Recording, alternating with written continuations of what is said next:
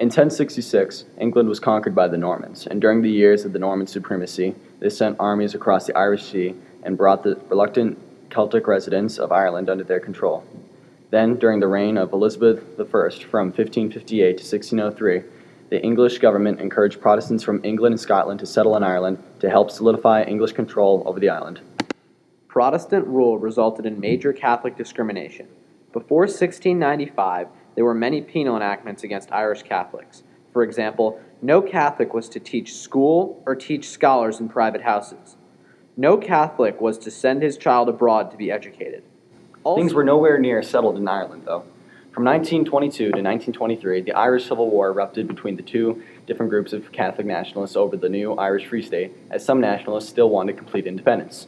What's more, from 1923 to 1968, Catholics were discriminated against in housing, employment, education, and local government in Northern Ireland, as Protestants and Catholics lived in separate neighborhoods, went to separate schools, and rarely intermarried.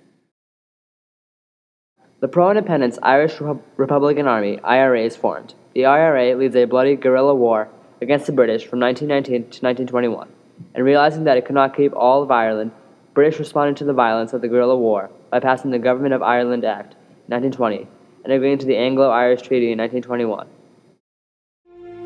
1902, the Catholic Party, Sinn Féin, which means ourselves alone in Gaelic, was established. A decade later, in response to Sinn Féin's uprisings against Protestant rule, the British government passed the Home Rule Bill for Ireland.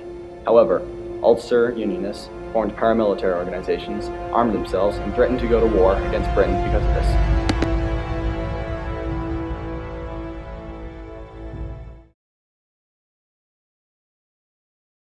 In Northern Ireland, a suspected nationalist bomb has exploded in Londonderry.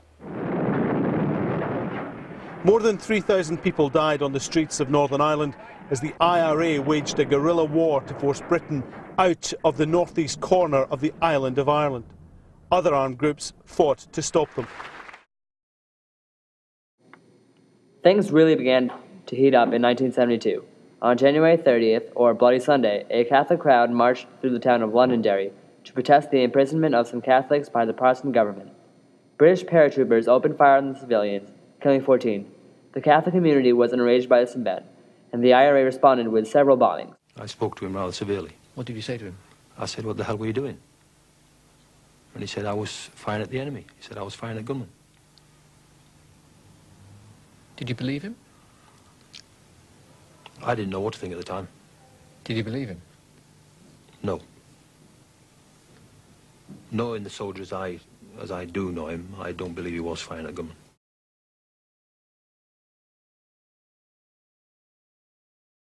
Or Good Friday Agreement created the following: a Northern Ireland Assembly that would be elected via proportional representation, a North and South Minister Council that would bring together leaders from Northern Ireland and the Republic of Ireland to discuss issues such as tourism or the environment.